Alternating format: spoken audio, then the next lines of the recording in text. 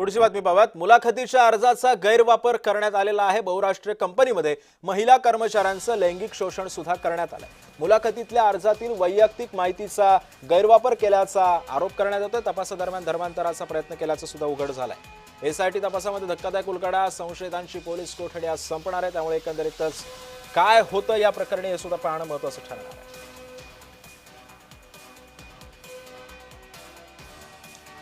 दरम्यान याच नाशिकमध्ये कॉर्पोरेट जिहाद उघडकीस आलेला आहे। हिंदूंचं नाशकामध्ये फूस लावून धर्मांतर केल्याचा सुद्धा आरोप करण्यात येतोय।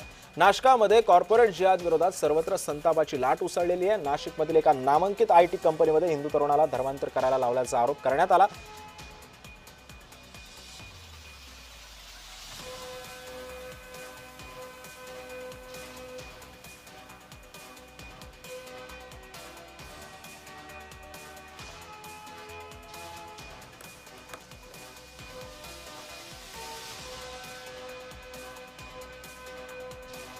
ह्या प्रकरणाला सरकारने अत्यंत गांभीर्याने घेतलेलं आहे। यासाठीची नेमणूक केलेली आहे आणि त्या संदर्भामध्ये जे लोक आहेत त्यांच्यावर आता ट्रॅप लावणं हे सरकारने आता प्राथमिक ठरवलेली आहे आणि त्याच्यावरती तर मला वाटतं काही लोक अटक झालेत, परंतु आणखीन त्यांची मोठी साखळी कोणती आहे याचा शोध पोलीस घेत आहेत। मुकोका लावला पाहिजे आणि मुलींचे जे छेडछाड झाले त्याच्यासाठी सुद्धा पोस्को लावता आला तर तोही लावला पाहिजे अशी आमचं सुद्धा इच्छा राहणार। आम्ही सुद्धा मुख्यमंत्री साहेबाच्या कानी ही गोष्ट टाकू।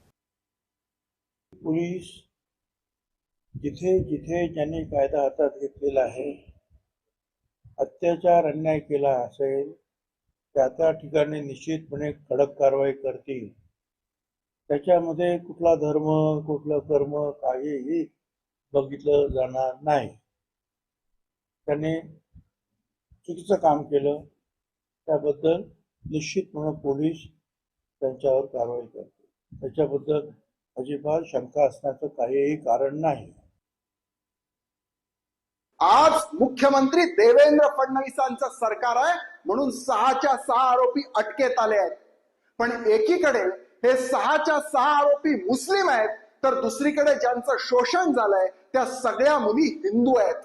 आम्ही वारंवार सांगतो की हे जिहादी लोक कितीही मोठ्या पदावर गेले तरी कायम षडयंत्र रचत असतात, हे आज समोर आलंय। या निमित्ताने माझी महाराष्ट्रातल्या आमच्या सगळ्या माता भगिनींना विनंती आहे, ज्यांच्या बाबतीत असे प्रकार होत असतील, कुठे छळ होत असेल, आपण तात्काळ पुढे या आणि पोलिसात तक्रार द्या। या जिहाद्यांच्या नांग्या ठेचून काढाव्या लागतील।